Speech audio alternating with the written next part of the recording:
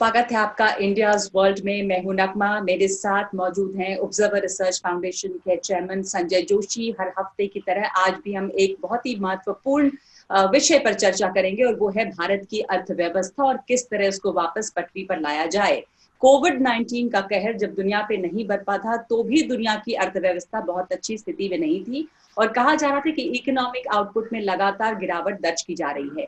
और अब इस कोविड-19 के बाद दुनिया भर के देश जो हैं वो इस चीज से जूझ रहे हैं कि कैसे उनकी अर्थव्यवस्था वापस पटरी पर आएगी। भारत का भी ये हाल है क्योंकि इस समय हम ओपनिंग अप यानी लॉकडाउन से बाहर आने की स्थिति में हैं।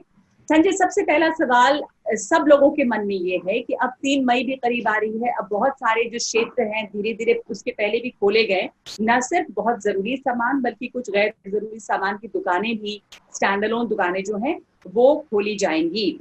तो अब ऐसे में जो कई ऐसे जो हमारे मेन शहर हैं जैसे मुंबई हो गया, दिल्ली है, अहमदाबाद है, इंदौर है, ये सब हमारे अर्थव्यवस्था की एक तरह से धुरी है। वहां पर मेन इकोनॉमिक एक्टिविटीज वहां चलती हैं। उन सब में हालत बहुत खराब है कोरोना से अभी भी। और जो ज्यादा से ज्यादा मामले हैं, जैसे मुंबई में 13.8% केसेस हैं, दिल्ली में 11.6। कुल मिला के हिंदुस्तान की आधी प्रॉब्लम इन शहरों में है। ओपनिंग अप जो है, लॉकडाउन से बाहर आना, वो कितनी बड़ी समस्या है, कैसे हो? इन शहरों में तो हो नहीं सकता, तो इसकी क्या इसके आगे रास्ता दिखाई दे रहा है? जैसी स्थिति अभी बनती चली आ रही है और हम देख रहे हैं कि हर शहर में कई सारे जो कम से कम बड़े बड़े शहर हैं, जैसे आपने मुंबई दिल्ली की बात की, जो अर्थव्यवस्था के एक तरह से नर्व सेंटर हैं, जो जान है अर्थव्यवस्था की, वहाँ पर हॉटस्पॉट्स में निरंतर वृद्धि होती जा रही है। तो ऐसी स्थिति में हम देखेंगे कि बराबर जैसे दिल्ली में पहले 80, फिर 90, फिर 95 ऐसे कई हॉटस्पॉट्स घोषित कर दिए गए, उनको सील कर दिया गया। उसके बाद आपने देखा कि उत्तर प्रदेश ने अपना जो बॉर्डर है दिल्ली के साथ, जो नोएडा और गाजियाबाद से आता है, उसको पूरी तरह से सील कर दिया। तो ऐसे में जब हम बात करते हैं इकोनॉमी खोले जाने की, वहाँ पर कुछ दिक्कतें अवश्य आती हैं। और ये स्पष्ट हो रहा है कि जो ये ओपनिंग आउट होगा, जो रिलैक्सेशन होंगे, ये बहुत ही टुकड़ों टुकड़ों में सेगमेंटेड, छोटे छोटे क्षेत्रों में और अलग अलग सेक्टर्स में अलग अलग ढंग से होंगे। अब इसमें समस्या आएंगी। समस्या सबसे पहले ये आती है कि इकोनॉमी तो पूरी एक चेन है। जब हम सप्लाई चेन्स की बात करते हैं तो सप्लाई चेन तो इसेंशियल आइटम्स की नॉन इसेंशियल आइटम्स के साथ जुड़ी हुई हैं। ज़रूरी व्यवस्था जो ज़रूरी चीज़ें हैं, ऐसा नहीं है कि उनके जो निर्माण में कई चीज़ें लगती हैं वो कई बार वो गैर ज़रूरी अर्थव्यवस्था का हिस्सा होती हैं। तो इस प्रकार से जो ये सप्लाई चेन्स हैं वो बराबर डिस्टर्ब होती जाएंगी। तो जो रिवाइवल होगा वो ऐसा नहीं है कि तुरंत होगा। ये एक वी शेप रिवाइवल नहीं होने वाला है। ये बहुत ही धीमी धीमी गति से होने वाला रिवाइवल है। तो इसमें अर्थव्यवस्था को जो लॉसेस अभी चल रहे हैं, जो हमारे आंकड़े हैं नुकसान के, वो मेरे ख्याल से कंजर्वेटिव रहेंगे। नुकसान काफ़ी ज़्यादा हो सकता है क्योंकि रिवाइवल की गति उतनी नहीं होगी। तो ऐसे में हमें सोचना है कि कौन से ऐसे क्षेत्र हैं जहां सबसे ज़्यादा प्रभाव जो मानवीय प्रभाव है, जो लोगों पर प्रभाव पड़ेगा जिस चीज़ का, वो कौन से सेक्टर्स हैं और कैसे उसमें हम किसी न किसी तरह से इकोनॉमिक एक्टिविटी शुरू करके कहीं ना कहीं सपोर्ट दे सकें। जैसा मैंने कहा, ये जो है ये गाड़ी रुक रुक करके चलेगी। जो इकोनॉमी का पहिया है वो लगातार अब नहीं दौड़ेगा। जिस ढंग से लॉकडाउन हुआ है और जिस ढंग से आज इसको खोलने की बात की जा रही है, एक सबसे बड़ी समस्या जो आने वाली है वो ये है कि जो निर्देश दिल्ली से निकलते हैं और जो निर्देश राज्य शासन से निकलते हैं और फिर जो निर्देश जिला प्रशासन निकलते हैं, उनमें सामंजस्य बैठाना बड़ा कठिन हो जाता है। क्योंकि दिल्ली में मालूम नहीं कि वास्तव में ग्राउंड में स्थिति क्या है, ना वो राज्य के कैपिटल मालूम है। वो लोकल लेवल्स पर कई सारे डिसीजन लेने पड़ते हैं और ये सारे जो डिसीजन होते हैं अंततः ये किस ढंग से अर्थव्यवस्था आगे बढ़ेगी, किस ढंग से सप्लाई चेन खुलेंगी, लोग अपने काम पर पहुंच पाएंगे कि नहीं पहुंच पाएंगे। आपने देखा कि एक स्थिति ऐसी भी आई थी कि गाजियाबाद बॉर्डर पर एम्स में काम करने वाले डॉक्टर अपने अपने हॉस्पिटल्स नहीं पहुंच सकते थे क्योंकि बॉर्डर सील हो गया था। ये उस वक्त जब हम इकोनॉमिक ईजिंग की बात कर रहे थे, जब हम कह रहे थे कि हम रिलैक्सेशन देने वाले हैं। तो ये स्थिति बराबर बनी रहेगी। ये संकट जो है एक बहुत बड़ा संकट है। आपने कहा कि ऐसे क्षेत्र में हमको ध्यान देना होगा कि जहां से हम इकोनॉमी एक तरह से किक स्टार्ट हो सके, या कौन से वो क्षेत्र हैं जहां पर सबसे पहले ध्यान देने की जरूरत है। तो इससे ये बात आती है कि जो हमारा असंगठित क्षेत्र है जिसमें बहुत बड़ी आबादी है, और इस मुसीबत के वक्त में भी हमने देखा कि सबसे ज्यादा उन लोगों पर असर पड़ा सभी राज्यों के बॉर्डर्स पर बड़ी तादाद में मजदूर इकट्ठा थे जिनके पास काम नहीं था, दिहाड़ी मजदूर हैं, वो तमाम लोग हैं जो किसी भी पब्लिक डिस्ट्रीब्यूशन सिस्टम नेटवर्क के अंदर नहीं आते हैं। तो लेकिन ये अर्थव्यवस्था में बहुत अहम हिस्सा है। ये काम बिल्कुल ठप है। इस क्षेत्र के लिए, इस असंगठित क्षेत्र के लिए किस तरह के पैकेज की, मदद की, या वहां पर किस तरह के इंटरवेंशन की जरूरत है कि वहां पे काम शुरू हो सके। ह्यूमन जो सबसे ज्यादा असर पड़ा है, जहां दिखता है, वो यही क्षेत्र है। आपने बिल्कुल सही फरमाया नगमा जी। जो भारत की, अगर हम एम्प्लॉयमेंट की स्थिति को देखें, रोजगार व्यवस्था को देखें, तो भारत का 80 से 90% जो रोजगार जनरेट हो रहा है वो इनफॉर्मल सेक्टर में हो रहा है। बहुत भारी संख्या है लोगों की जो इस क्षेत्र में काम करती है। तो जो इनफॉर्मल इकोनॉमी है, एक तरीके से जो हमारी फॉर्मल पॉलिसीज हैं उनके रडार के नीचे रही हैं, और इसी वजह से आपने देखा कि एकदम से लॉकडाउन के बाद जो सबसे ज़्यादा इफेक्ट हुए वो थे हमारे इनफॉर्मल सेक्टर के वर्कर्स, जो कि वास्तव में किसी भी पॉलिटिकल कॉन्स्टिट्यूंसी का हिस्सा नहीं है। वो रहते कहीं हैं, वोट कहीं और देते हैं। तो जो हमारा पार्लियामेंट्री सिस्टम है, जो हमारा लेजिस्लेटिव सिस्टम है, उसमें उनका वाकई में कोई कॉन्स्टिट्यूंसी नहीं है जिसके सामने वो जाकर के अपनी बात रख सकते हैं, क्योंकि उनका घर कहीं है, काम वो कहीं और करते हैं।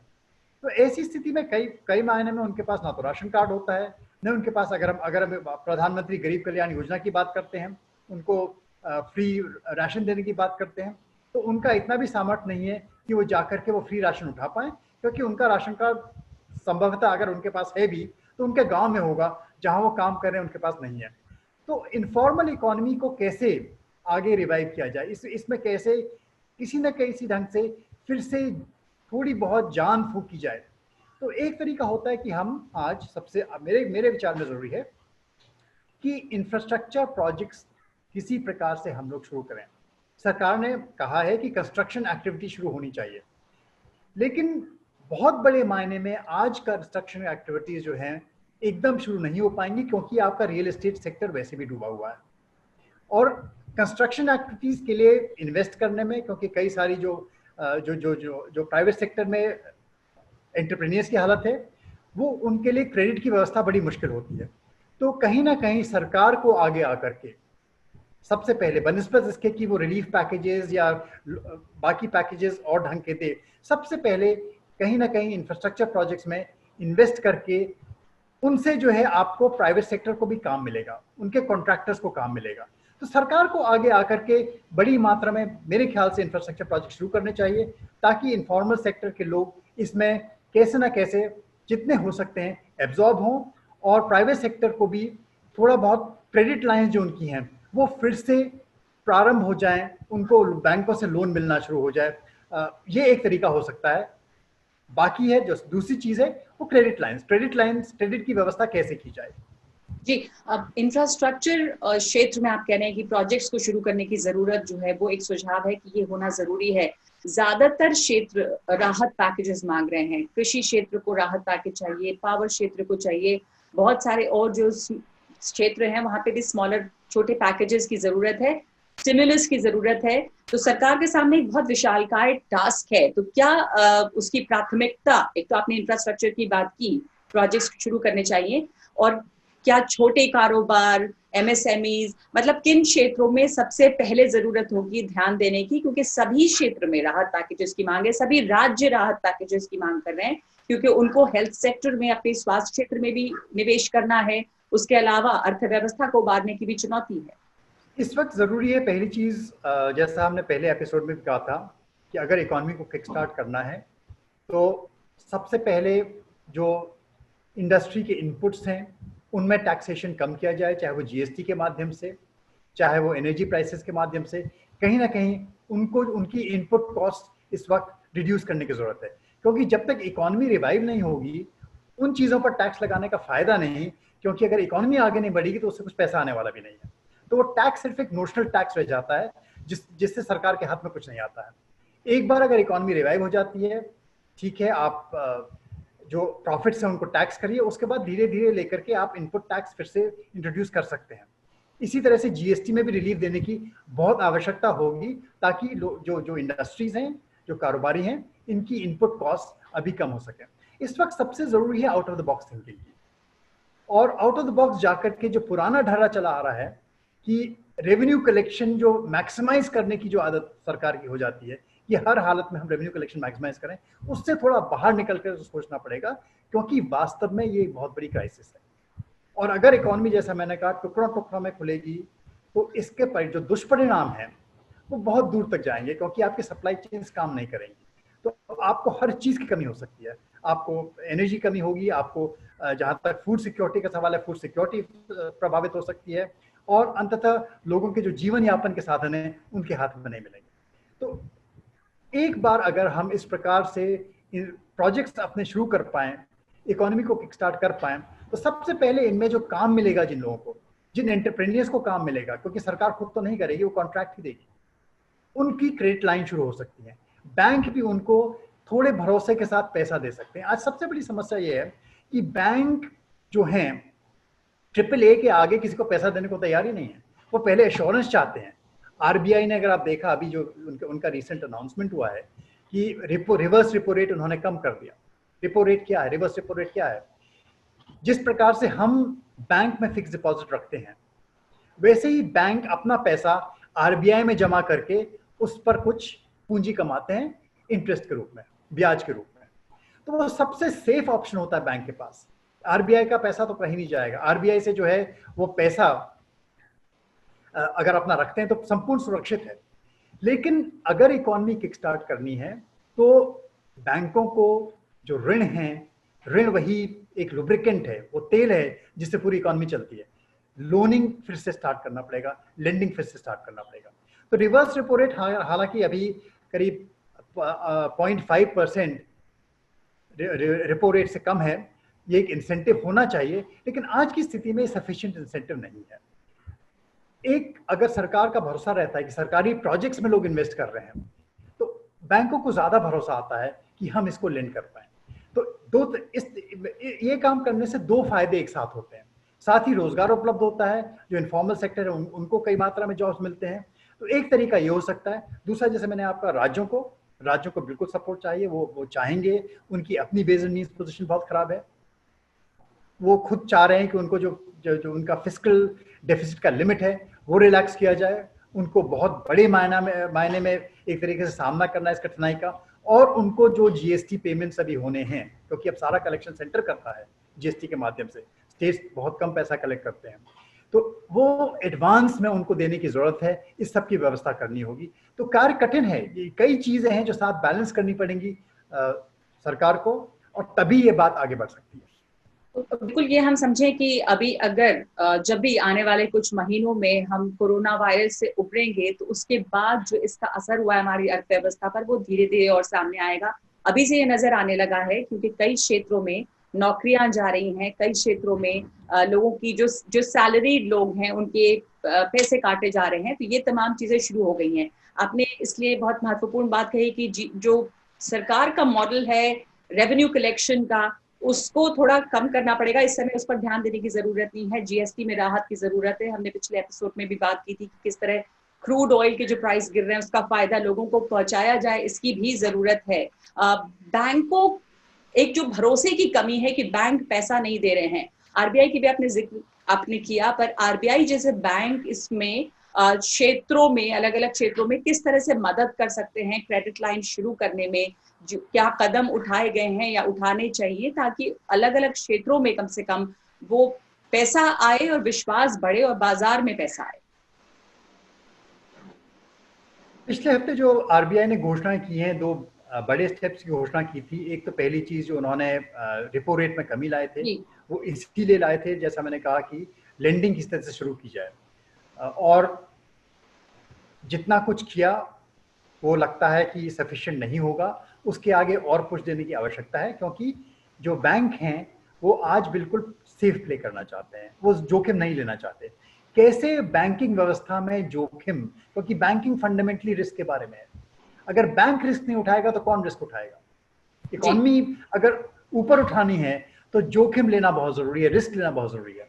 तो एक रिस्क एपेटाइट कैसे फिर से जिंदा हो, ये जोखिम लेने की जो क्षमता है हमारे एंटरप्रेन्योर्स में, हमारे बैंक्स में, वो बहुत जरूरी है अगर इकोनॉमी आगे चलनी है। ये सारी व्यवस्था रिस्क पर ही चलती है। तो एक कॉन्फिडेंस बैंकिंग व्यवस्था में लाने के लिए, जैसा मैंने कहा कि इसमें सरकार की भूमिका अहम रहेगी। सरकार की भूमिका अपने प्रोजेक्ट्स के माध्यम से अहम रह सकती है, और एक बार अगर वो शुरू होता है तो उसके बाद बैंक्स और जो प्राइवेट एंटरप्रेन्योर्स हैं उनमें आपस में थोड़ा कॉन्फिडेंस आकर के और सेक्टर्स जैसे जैसे खुलते जाते हैं। जैसा मैंने कहा कि अभी आप देखोगे कि सारा कॉन्सेंट्रेशन जो रहेगा, क्योंकि ये बिल्कुल छिन्न भिन्न ढंग से, फ्रैगमेंटेड ढंग से ओपनिंग आउट होगी इकोनॉमी की। कोई हिस्सा खुलेगा, कोई हिस्सा नहीं खुलेगा, कोई सेक्टर खुलेगा, कोई सेक्टर नहीं खुलेगा, किसी सेक्टर का धड़ खुलेगा, किसी सेक्टर का सर खुलेगा, किसी के पांव खुलेंगे। तो ये बड़ी ही टूटे फूटे ढंग से ये व्यवस्था वापस अपने पैरों पर लड़खड़ाती हुई वापस आएगी, और इस लड़खड़ाती व्यवस्था को वापस लाने के लिए सरकार का बहुत ज़्यादा जो है एक सपोर्ट चाहिए। उनको जो है बराबर इसमें एक सपोर्ट मेंटेन करना पड़ेगा, और सरकार में जो आपस में कम्युनिकेशंस है बहुत स्पष्ट होने चाहिए। ऐसी स्थिति नहीं होनी चाहिए कि इन जो कम्युनिकेशन सरकार करे आपस में अपने अंगों के बीच में, उनमें कहीं मिसकम्युनिकेशन हो, क्योंकि उस मिसकम्युनिकेशन के आधार पर जो कंफ्यूजन क्रिएट होता है। सेंटर और स्टेट्स के बीच में कंफ्यूजन होता है, स्टेट्स और डिस्ट्रिक्ट के बीच में होता है, और जो इम्प्लीमेंटिंग एजेंसी है वो उसका कुछ और निकाल करके कुछ और काम मैदान में करती है। तो लोगों को जो परेशानी होती है इस मिसकम्युनिकेशन से, वो परेशानी होती है लोगों को, उनकी अनसर्टेनिटी बढ़ती है।